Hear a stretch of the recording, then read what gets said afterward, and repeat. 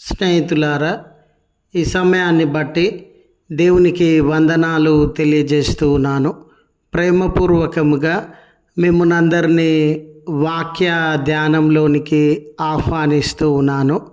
శాశ్వత కృప అనే ఆలోచనను మీతో కూడా పంచుకోవడానికి ఇష్టపడుతూ ఉన్నాను కనుక దేవుని యొక్క వాక్యమును మీరు ముగింపు వరకు ఆలకించాలని మీ కుటుంబ సభ్యులతోనూ తోటి విశ్వాసులతోనూ ఈ వీడియో షేర్ చేసుకోవాలని మీ ప్రార్థన మనవులు ఎట్టివైనను కామెంట్స్ రూపంలో కానీ ఫోన్ కాల్ ద్వారా కానీ తెలియజేయండి.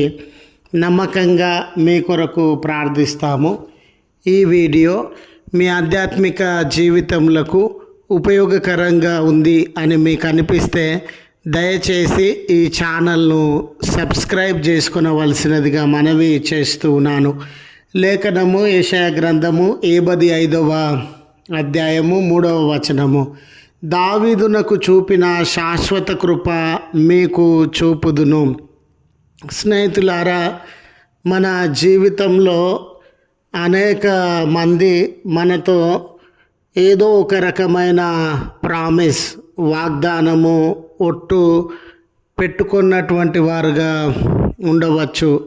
స్నేహితులు కానివ్వండి, తోబుట్టువులు కానివ్వండి, బంధువులు కానివ్వండి, భార్యతో భర్త కానివ్వండి, భర్తతో భార్య కానివ్వండి, ఈ వాగ్దానములను, ప్రామిసెస్ని జరిగించినటువంటి వారుగా ఉంటారు. నా జీవిత కాలమంతా నీకు తోడుగా ఉంటానని, నిన్ను ఆదరిస్తానని, ప్రేమిస్తానని, సహాయం చేస్తానని, నా జీవితంలో నీకు మొదటి స్థానము ఇస్తానని ఎన్నో రీతులుగా వాగ్దానము చేసినటువంటి వ్యక్తులు, అనుభవాలు మన జీవితాలలో ఉండవచ్చు స్నేహితులారా. అయితే ఎవరు మనల్ని ఎక్కువగా మోసం చేసినారు, ఎవరు ఎక్కువగా మనలను బాధపరిచినారనంటే, ఎవరైతే జీవితకాలం అంతా నీకు తోడుగా ఉంటాను, జీవితకాలం అంతా నీ పక్షాన ఉంటాను అని నమ్మబలికిన వారు, ప్రామిస్ చేసినటువంటి వారే మనలను ఎక్కువగా బాధ పెట్టినటువంటి వారుగా, దుఃఖపరిచినటువంటి వారుగా ఉండవచ్చు.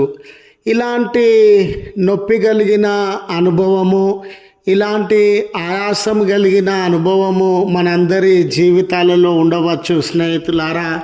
అలాంటి తరుణంలో నిజంగా మనుషులు వాగ్దానం చేస్తూ ఉన్నారు, ప్రామిస్ చేస్తూ ఉన్నారు, కానీ మర్చిపోతూ ఉన్నారు. ఈ లోకంలో మరవనటువంటి వారు, ఈ లోకంలో మారనటువంటి వారు, ఇచ్చిన మాటకు కట్టుబడి జీవించగలిగినటువంటి వారు ఎవరైనా ఉన్నారా అనే ప్రశ్న తలెత్తినప్పుడు స్నేహితులారా, జీవం కలిగినటువంటి దేవుడు తను ఇచ్చిన వాగ్దానము పైన నిలువబడి గొప్ప కార్యాలను మన జీవితంలో జరిగిస్తాడు. ఆయన చదువబడిన లేఖన భాగంలో తన జనాంగంతో ఈ వాగ్దానాన్ని చేస్తూ ఉన్నాడు. దావీదునకు చూపిన శాశ్వత కృప మీకు చూపిస్తానని. చూడండి, దావీదును దేవుడు ఎన్నిక చేసుకున్నటువంటి తీరును మనము గమనించినట్లయితే, సమూయేలు ప్రవక్త గారు దావీదు గారి కుటుంబం దగ్గరకు వెళ్ళి తన తండ్రి అయిన యెషయితో అయ్యా, నీ కుమారులలో ఒకరిని ఇశ్రాయేలీయుల మీద రాజుగా నియమించాలి, ఇది దేవుని యొక్క ఉద్దేశము అని పలికినప్పుడు, అసలు దావీదును పిలవడానికి కానీ, దావీదును అభిషేకించడానికి కానీ దావీదులో ఈ అర్హత ఉంది, దావీదు ఈ పనికి తగినటువంటి వాడు అనే విషయాన్ని సొంత తండ్రి కూడా అంగీకరించలేదండి. ఆయన కూడా తన కుమారుడైనటువంటి దావీదును ఈ కార్యం కొరకు ఇతడు తగినటువంటి వాడు అనే విషయాన్ని గ్రహించలేదండి. అన్నదమ్ముళ్ళు గ్రహించలేదండి, కుటుంబ సభ్యులు గ్రహించలేదండి. కానీ దేవుడు తన కృప చొప్పున దావీదును అభిషేకించి ఒక గొర్రెల కాపరిగా ఉన్నటువంటి దావీదును చక్రవర్తిగా ఉన్నతమైన స్థితిలోనికి నడిపించినటువంటి వాడిగా ఉన్నాడు. దావీదు జీవితాన్ని అపార్థం చేసుకున్న వారు ఉండవచ్చు, అనుమానించినటువంటి వారు ఉండవచ్చు, ఆయన జీవితము త్రోసివేసిన వారు ఉండవచ్చు, ఆయనను వెలివేసినటువంటి వారు ఉండవచ్చు, ఆయనకు శత్రువులుగా బ్రతికినటువంటి వారు ఉండవచ్చు. కానీ దేవుడు ఈయన నా హృదయ అనుసారుడనే దావీదులో ఉన్నటువంటి దైవభక్తిని, విశ్వాసాన్ని గ్రహించినటువంటి దేవుడుగా ఉన్నాడు. అంత మాత్రమే కాదు, తరతరాలు నీ సంతానము ఈ సింహాసనము మీద పాలన చేస్తారు. ఏ రోజు నీ గర్భంలో జన్మించినటువంటి సంతానాన్ని నేను మర్చిపోయే దేవుడను కాదు, విడిచిపోయే దేవుడను కాదు. నిన్ను ఏ రీతిగా హెచ్చించినానో, నిన్ను ఏ రీతిగా ఘనపరిచినానో, నీ శత్రువుల ఎదుట నీకు ఏ రీతిగా విజయాన్నిచ్చినానో, ఎన్నో మేళ్లతో ఆశీర్వాదములతో నిన్ను ఏ రీతిగా నిలువబెట్టినానో, బంధకములు నీ మీదికి వచ్చినప్పుడు, శ్రమలు నీకు ఎదురైనప్పుడు, ఎన్నో సమస్యల మధ్య నువ్వు చిక్కుకొనినప్పుడు నిన్ను ఏ రీతిగా విడిపించినానో అదే రీతిగా నీ సంతానం యొక్క జీవితంలో ఈ కార్యములన్నిటినీ, ఈ గొప్పతనమంతటినీ కనబరుస్తానని దేవుడు దావీదుతో వాగ్దానం చేసినాడు. స్నేహితులారా, చదవబడిన లేఖన సందర్భాన్ని గమనించినట్లయితే దేవుని ప్రజల జీవితము కూలిపోయినటువంటిదిగా, పతనమైనటువంటిదిగా, ఎన్నో సమస్యల మధ్య, బంధకాల మధ్య వారు నలిగిపోయినటువంటి వారుగా ఉన్న వేళ దేవుడు ఈ వాగ్దానాన్ని వారికి అందజేస్తూ ఉన్నాడు. దావీదును నేను మర్చిపోకుండా, అతని సంతానాన్ని నేను మర్చిపోకుండా శాశ్వత కాలము ఏ రీతిగా కృప చూపినానో మీ జీవితాలలో కూడా అటువంటి కృపను చూపి మిమ్మల్ని ఉద్ధరింపజేస్తాను అని దేవుడు వారికి వాగ్దానం చేస్తూ ఉన్నాడు.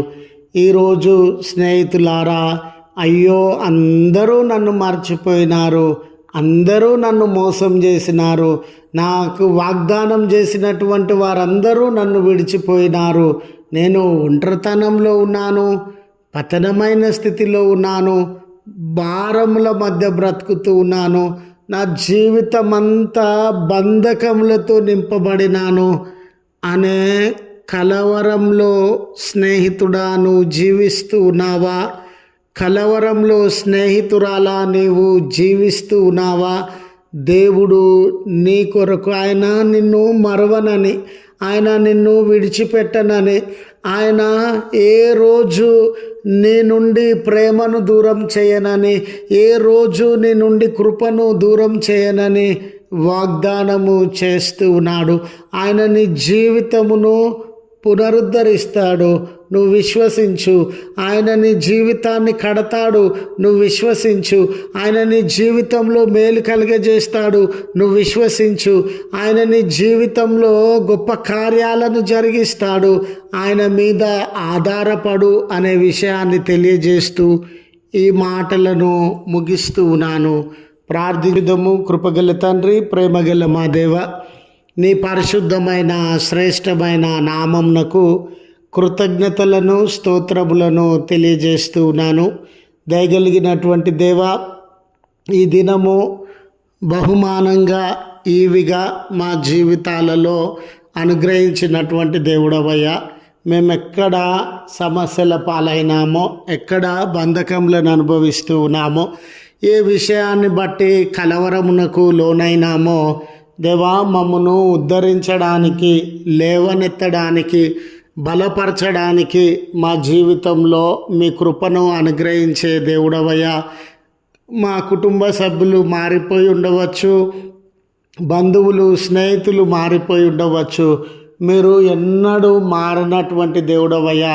మీ ప్రేమ శాశ్వతమైనదయ్యా, మీ కృప శాశ్వతమైనదయ్యా. మమ్మును మరువనటువంటి దేవుడవయ్యా, మమ్మును విడువనటువంటి దేవుడవయ్యా. మీకు కృతజ్ఞతలు స్తోత్రములు తెలియజేస్తూ ఉన్నాం తండ్రి. ఈ ప్రార్థనలో ఏకీభవించుచున్న ఒక్కొక్క కుమారుని జీవితంలో, ఒక్కొక్క కుమార్తె జీవితంలో, ఒక్కొక్కరి కుటుంబ జీవితంలో మీరు గొప్ప కార్యాలు జరిగించవలసినదిగా ప్రార్థన చేస్తూ ఉన్నామయ్యా.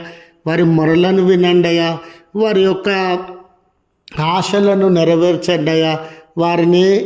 వారి బలహీనతల నుండి లేవనెత్తుమని, ఈ దినపు దీవెనలతో వారిని దర్శించుమని, ఆయా సుదూర ప్రయాణముల కొరకు సిద్ధపడుతుండగా ప్రయాణంలో భద్రత దయచేసి, జన్మదినమని, వెడ్డింగ్ యానివర్సరీ అని జరిగించుకొనుచున్న బిడ్డలకు మీ సహాయమును దీవెనను కుమరించుమని క్రీస్తు పేరట వేడుకొనుచున్నాము తండ్రి. ఆమెన్. తండ్రి, కుమార, పరిశుద్ధాత్మ త్రియేక దేవుని దీవెన మనకు తోడయుండి మనలను కాపాడునుగాక. ఆమెన్.